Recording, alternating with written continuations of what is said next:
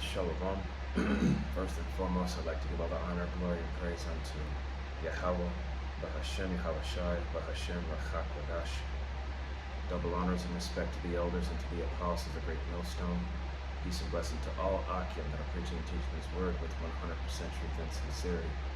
And unto the men, women, and children that are listening and learning, and unto the Bayath, the Deladah, the elect house of David that is scattered abroad, I give you my utmost and sincere salutations. Okay. This lesson was inspired by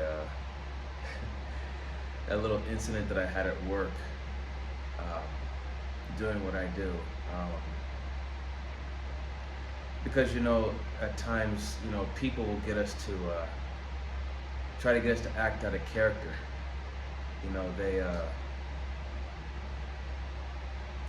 They'll test you, push your buttons to get you to react, and then that way that gives them more leverage to go ahead and do what they can do to get you into trouble. So in certain situations, you really got to know how to,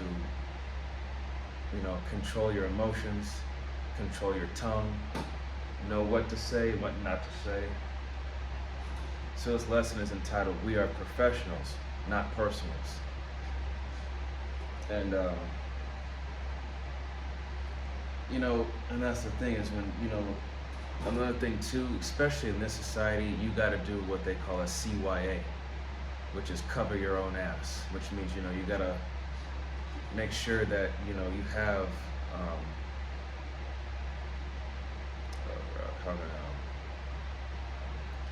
have proof or have evidence showing that what you're saying is true, and, and that you didn't do what you say you did, or that you didn't do anything wrong, and that's how it is in this society. You got to have proof, So this is what we're going to start with the book of Luke, chapter 6, verse 45, and it says, A good man out of the good treasure of his heart bringeth forth that which is good, and an evil man out of the evil treasure of his heart bringeth forth that which is evil. For the abundance of the heart, his mouth speaketh. Okay? So if you have good intentions and a good heart, out of your out of your mouth will proceed good things. Now if it's the other way around, then out of your mouth will proceed bad things. So you have to once again, you have to be mindful of your words, of your thoughts, because your thoughts do become words, and your words become actions. So you really gotta, you really gotta, as they say, mind your manners. Control yourself. Now this is gonna be Proverbs 12:16. A fool's wrath is presently known, but a prudent man covereth shame. Okay? When they say a prudent man covereth shame, that means, a man that has wisdom, a wise man knows how to stay calm even when he's insulted. Like if someone insults you or trolls you or whatnot, even though they try to play it as like, if you go quiet and you don't say anything, they make it seem like, yeah, you're quiet because I'm right about you. You ain't got nothing to say back. No, that's that bullshit reverse psychology trick they try to play on you, but it's actually quite the latter. And it's, this was a saying from back in the military. I kept to my heart from a guy from the Navy. He says, show no emotion lest ye give them power over you. Because the moment you start acting out of character, getting angry or getting defensive, you pretty much gave them the victory. You pretty much handed, them the power over you. That's why you have to really just, like I said, You have to be logical, and logical is more powerful and it's more reliable than emotion. Because when you act on emotions, you act on impulse, and you tend to lash out.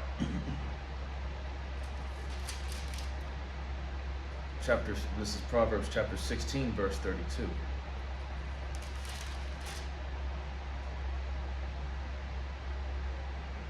He that is slow to anger is better than the mighty, and he that ruleth his spirit than he that taketh a city. So you have to learn not to be so quick to get hot. You have to really examine a situation and see what is really going on before you just start, blowing up, going off on somebody, cussing someone out. Even though, like I said, people are going to try and get under your skin and test you, but you have to develop that thick skin to just not let it bother you. And trust me, it took me, before I came into the truth, it took me years to control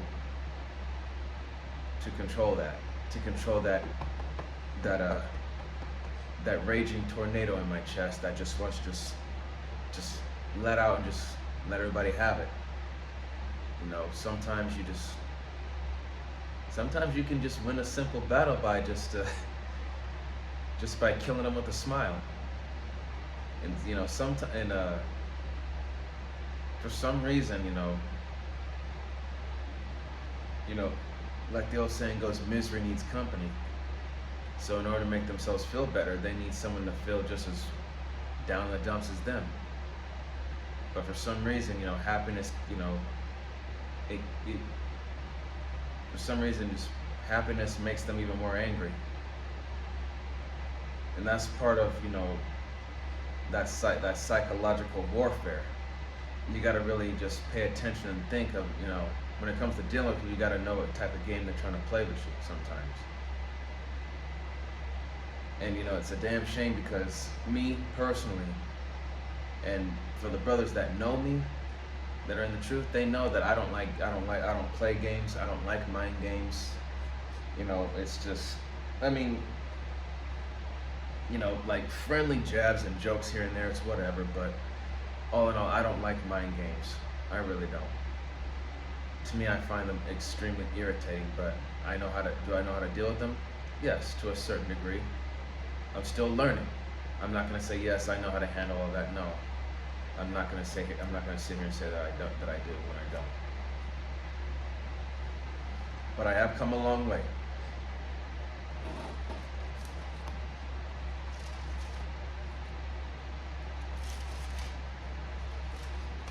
And being in this society, man,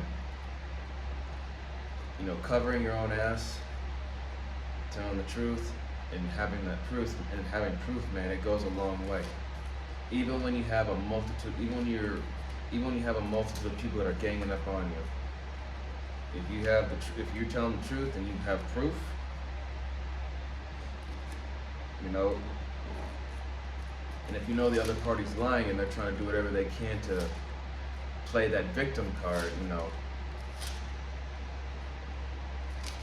there's ways to combat that shit. That's Esau. That's one of Edom's tactics, is playing victim, and it doesn't always work. This is Colossians chapter 4. Colossians chapter 4, verse 5, and it says, "Walk in wisdom toward them that are without, redeeming the time."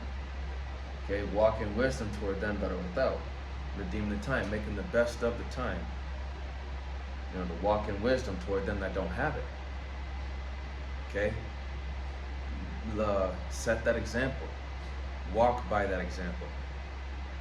That, that you're not someone who's naive, I should say, or someone that's not so easy to fool or to mess with. In verse 6, let your speech be always with grace, seasoned with salt, that ye may know how ye ought to answer every man.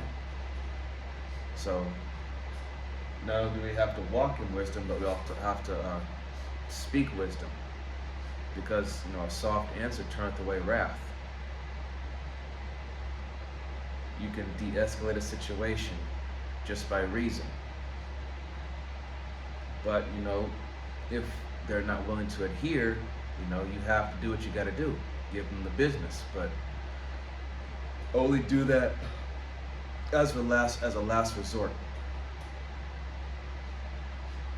So that way you're within your, you're within your own probable cause to do what needs to be done to defend yourself and those that you care about. In defense of yourself and defense of others.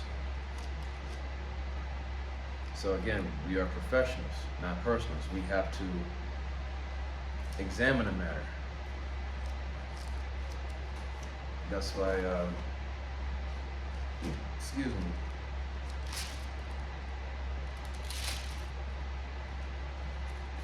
Let me get this.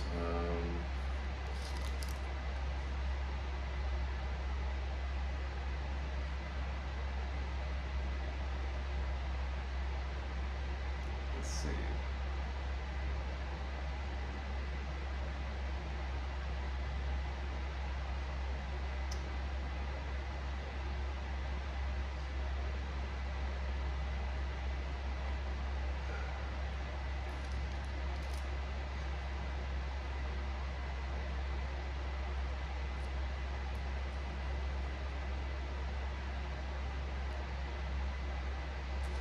So I can't even say.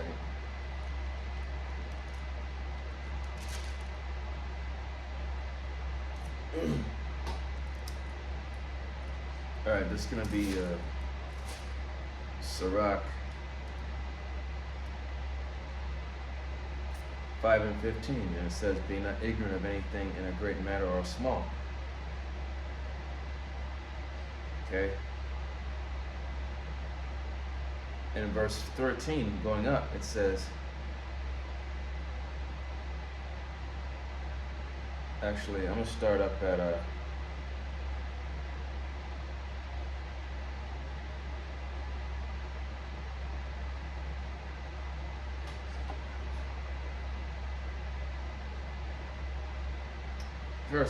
verse 10, Sirach 5 and 10. It says, "Be steadfast in thy understanding, and let thy word be the same." Verse 11, "Be swift to hear, so be ready to listen, and let thy life be sincere, and with patience give answer." So, again, you have to read that situation before you make any moves, So, analyze, think, and move. Read the situation. Think of what will be the best course of action, and then once you've made that decision, make the move. And verse 13 is the most important one right here. It says, "Honor and shame is in talk, and the tongue of man is his fall." So with wisdom, with wisdom in your tongue, with wisdom in your talk, and it comes honor, but if there's folly in your talk, comes shame. Verse 14, "Be not called a whisperer, and lie not in wait with thy tongue, for a foul shame is upon the thief, and an evil condemnation upon the double tongue." Okay? So don't be a whisperer, someone who gossips, talks shit, or spreads false rumors or false accusations. None of that. That's childish, and that's Esau's bullshit. Okay? And here's the best part here. I'm gonna close out with this. And like I said, be not ignorant of anything small or great. Even the simplest matter, be not ignorant, because if you ignore it or brush it off, it could later become a big problem. This is 1 Corinthians 14 and 40. And it says, Let all things be done decently and in order. Okay? Let all things be done decently and in order. Do things in a reasonable and orderly manner. Okay? Again, that goes into having self-control and reading the situation using logic rather than emotion. You know, and just even though we live in a society where it just seems like everybody's just out to get everyone, or if it seems like everybody's out to get you, I mean, that's part of the curses, yes, but it's a test. But then at the same token, at the same time, it's like, if someone just bumps into you and they look at you like it's like nigga, what you do? Like, what's good? People they're just looking to start shit. Or, just for whatever reason, you looked at, like, someone looked at you and you looked at them, and then they, or they accidentally bumped into you, or whatever the case, man. Like, it's just kiddie shit. You can't let the people, this society, get to you, man, because that's all like I said, misery needs company. Okay? We have to remember that we are in holy conversation, so we're held to a higher standard. And with that, I hope that this lesson was edifying. Once again, it's entitled, We Are Professionals, Not Personals. Okay? And with that, I'd like to give all the honor, glory, and praise unto Yahweh, Bahashem, Yahweh Shai, Bahashem, Kodash. Double honors and respect to the elders and to the apostle of the great millstone. Peace and blessing to all Akim that are preaching and teaching this word with 100% truth and sincerity, and unto the men, women, and children that are listening and learning, and unto the Bayath and Dabadah, the elect house of David that is scattered abroad, I give you my utmost and sincere salutations. See you in the next lesson, Lord willing. Kwam Yasharallah, Wa Abba Babal, Shalom, Barakatam.